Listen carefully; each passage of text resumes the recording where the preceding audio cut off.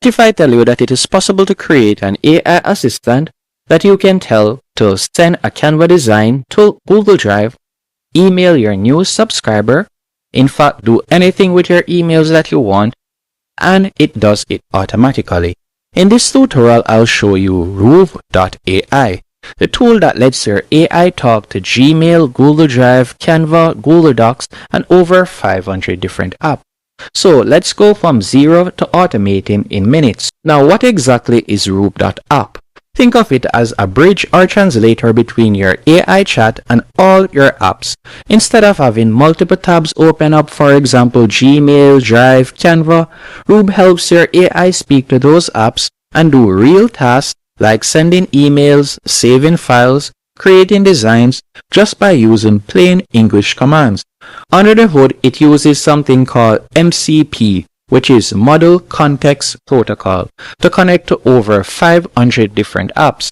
For example, if I were to select their marketplace right here, you can see that it connects to a wide range of apps, from Gmail to Notion. It all depends. You can also connect different CRMs, for example Jira, as you can see right there, and Slack. Now let me show you how to connect your apps. I'll walk you through Gmail, Google Drive, and Canva. First thing you have to do once you're signed up, you'll go over to the left-hand menu option and select Apps. After selecting Apps, you're going to tap on Marketplace. Once you have selected Marketplace, from there you can select to add your Gmail, for example. So I'll be connecting my Gmail. After you have selected it, all you need to do now is tap on Enable App. Once you have selected Enable App, from there you can tap right there. Then you'll tap on Setup. After you have selected Setup, you'll give it a few seconds. Then you'll simply tap on the Gmail account that you would like to connect. And I'll also go more in depth into their safety features. So you'll simply connect it. And you can see right there, it is easy as that to connect. And you can connect it to any other app that is available that you like to use by simply selecting Marketplace.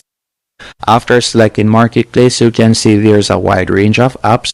For example, if you like to connect it to your Twitter account, you can simply select Twitter. After selecting Twitter, from there you will tap on any app also.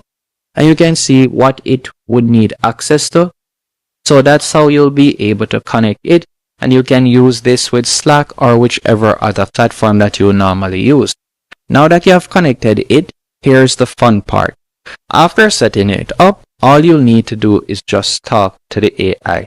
So I'll give it a simple command. For example, I will ask Rube to fetch the last 5 emails in Gmail and list the subject. You can see it right there. And there are numerous other features that it can do. This is just tip of the iceberg, better yet. I hope you found this tutorial helpful. And by the way, if you're wondering about security when it comes onto Rube, as far as I can see, some tips and things that I would watch out to, a few tips and cautions to keep in mind is the permissions and scope. Only grant Rube the exact permissions the apps need. Don't give it more than necessary. And also when it comes onto security and tokens, Rube uses OAuth and encryption so your credentials aren't exposed. And also unsupported apps. If an app you want isn't supported yet, you can request an integration or check if there's a workaround.